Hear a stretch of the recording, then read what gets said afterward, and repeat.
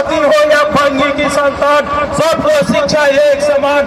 मैं कहना चाहता हूँ शिक्षा की बदतर हालत कांग्रेसियों ने किया ही, लेकिन हमारे बिहार में 35 साल से शासन पिछड़ों के नाम पर चल रहा है। लालू नीतीश की चल रही है, लेकिन आज के सरकारी स्कूल से एक चपरासी भी पैदा नहीं होता है।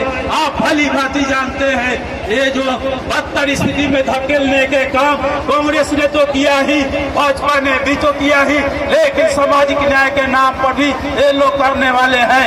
मैं पूछना चाहता हूँ, मोतीपुर की चीनी मिल 35 साल से पिछड़ों का शासन चल रहा है, भाजपा की सरकार चल रही है, क्यों करवाने का काम नहीं किया?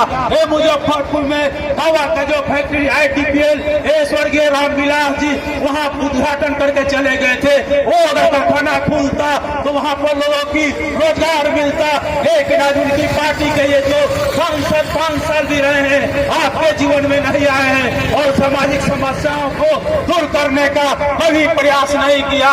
फिर इस बार वो उम्मीदवार में आए हैं, उम्मीदवारी के रूप में आपके बीच है।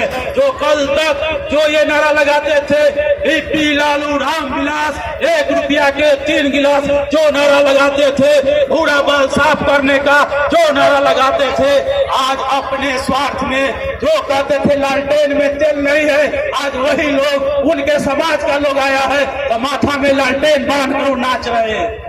और जो कल तक पूरा बल साफ करने की बात कर रहे थे, आज उन्हीं को सुशोभित करने का काम कर रहे हैं। मैं कहना चाहता हूँ ये जो दल है अपने रापद के लिए, अपने कुर्सी के लिए कभी अमरों का नारा देते हैं, कभी पिछड़ों का नारा देते हैं, कभी हिंदू मुसलमान का नारा देते हैं, कोई दलित का नारा देते हैं। मैं वास्तव में पूछना चाहता हूँ, चाहे दलित के नाम पर नेतागिरी करने वाले अम्बेडकर साहब से लेकर जो लोग भी है, चाहे बैकवर्ड के नाम पर लालू नीतीश जो लोग भी है, ये मांझी जी लोग हैं, चाहे ये दलित के नाम पर ये स्टालिन जो तमिलनाडु का है, कांग्रेसी है, बीजेपी है, सारे लोगों ने इलेक्ट्रो बॉन्ड के माध्यम से पूंजीपतियों से पैसा लिया है। सबसे ज्यादा बीजेपी लिया है, दूसरे स्थान पर कांग्रेस है, तीसरे स्थान पर TMC है, वो तमिलनाडु के मुख्यमंत्री है, ये बीजेपी के नेता है। इस तरह से सारे दल ने लिया है। आप लोग कहते हैं ये पूंजी की ना मोदी की तानाशाही चल रही है। मैं कहता हूँ मेरे पार्टी के संस्थापक कांग्रेस शिवदास घोष ने बताया ये पूंजी की तानाशाही है, ये पूंजी वाले ही पूंजीपति लोग ही, ये अंबानी, अदानी, टाटा, बिरला तय करते हैं कि कौन देश का प्रधानमंत्री बनेगा, कौन राज्य का मुख्यमंत्री बनेगा, और उसी के हिसाब से इन पार्टियों को पैसा दिया जाता है। 8,040 करोड़ रुपया बीजेपी को मिला है, 2,000 रुपया कांग्रेस को मिला है। मैं आपसे पूछना चाहता हूँ ये लोग क्यों देते हैं? ये चुनाव में जीत कर जाने के बाद फिर महंगाई बढ़ाएंगे। जो आपका जो पहले मोबाइल में इनकमिंग फ्री आता था, 10 रुपया 20 रुपया भराते थे, इनकमिंग आते रहता था, आज ये 179 रुपया हो गया, 200 रुपया हो गया। कोई आपके पक्ष में कोई नेता आवाज नहीं उठाता है। आज प्रीपेड मीटर लगा रहा है, बिजली कंपनी बिजली को महंगा कर रहा है, प्रीपेड मीटर के माध्यम से जनता को लुटा जा रहा है। इसकी आवाज को लेकर ये तेजस्वी सरकार, तेजस्वी आपके पास आ रहे हैं, उनके दल के लोग आपको ये सचेत कर रहे हैं, आपको एकजुट कर रहे हैं। मैं कहना चाहता हूं आज बिजली के बिना चाहे किसान हो, मजदूर हो, छोटे व्यवसायी हो, किसी का जीवन नहीं चलने वाला है। लेकिन ये भारत सरकार, हमारे राज्य और राज्य सरकार ने दोनों मिलकर नीति बनाई है, ये प्रीपेड मीटर चलेगा और बिजली कंपनी के पास अपना रहेगा, कोर्ट रहेगा, कोर्ट का पावर वो हाई कोर्ट तक दिया। आप सबों से पूछना चाहता हूं, जब आप हाई कोर्ट जाते हैं 6 महीना में आपका केस का नंबर आता है, साल भर में नंबर आता है।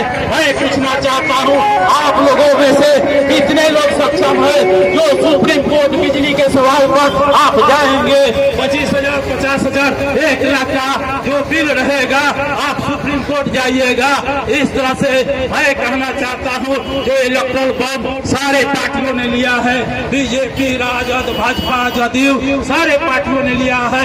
और ये सारे लोग चुनाव में ये अमीरों के लिए काम करेंगे, मजदूर किसानों के खिलाफ ही कानून बनाएंगे।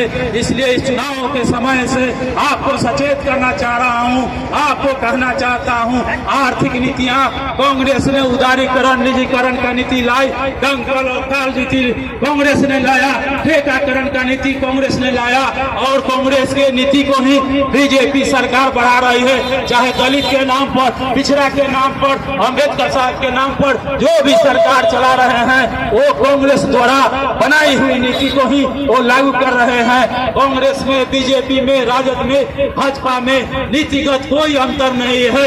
वो वोट लेने का सबका अपना अपना नारा है, उस नारे के तहत जनता को बांटने का काम करते हैं। मैं आपको कहना चाहता हूँ, किसानों ने दिल्ली को घेरा और आंदोलन के बल पर तो किसानों ने सरकार को घुटना टेकने के लिए मजबूर किया।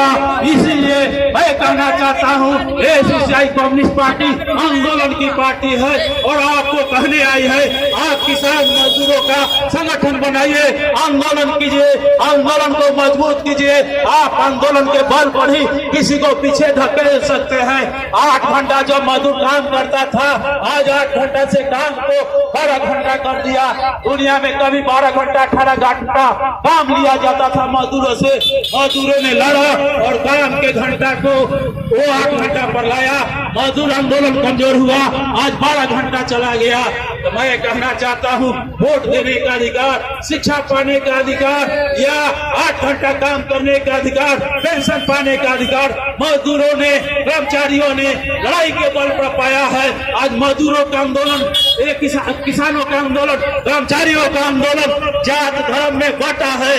आज सबको आज उसका खमियाजा भुगतना पड़ रहा है। इसलिए मैं कहना चाहता हूँ, चाहे आप हिंदू हो, चाहे मुसलमान हो, चाहे अग्रह हो, चाहे पिछड़ा हो, आपकी अगर कोई समस्याएं आती है तो आपके आसपास के लोग ही आपके दुख में खड़ा होते हैं, आपके साथ रहते हैं। ये नेता लोग नहीं आते हैं, ये नेता लोग नफरत अपने वोट के लिए नफरत फैलाते हैं। इसलिए मैं कहना चाहता हूँ, मजदूर किसानों की चटानी एकता बनाते हुए एक बैकवर्ड फॉरवर्ड हिंदू मुसलमान के जो नफरत का ये है हवा है, इसको रोकते हुए और एसोसिएशन पार्टी आपकी क्रांतिकारी पार्टी है, आपके साथ हर हमेशा कदम से कदम मिलाकर चली है। उसके उम्मीदवार मैं नरेश राम आपके बीच हूँ। मेरा चुनाव चिन्ह दौड़ छाप है, दौड़ छाप पर बटन दबाइए और जिताने का काम कीजिए। अगर मैं जीतता हूँ, आपकी आवाज संसद में गूंजेगी। अगर किसी कारण से चुप होने के बावजूद भी मैं आपकी लड़ाई, आपका ब्लॉक हो, जिला हो, चाहे जो भी कार्यालय हो, बिजली कार्यालय हो, शिक्षा विभाग हो, वो रजिस्ट्री ऑफिस हो, बीडीओ ऑफिस हो, वो थाना हो, आपकी आवाज को मैं बुलंद करूंगा। इसी आशा और विश्वास के साथ अपनी बात समाप्त करता हूँ।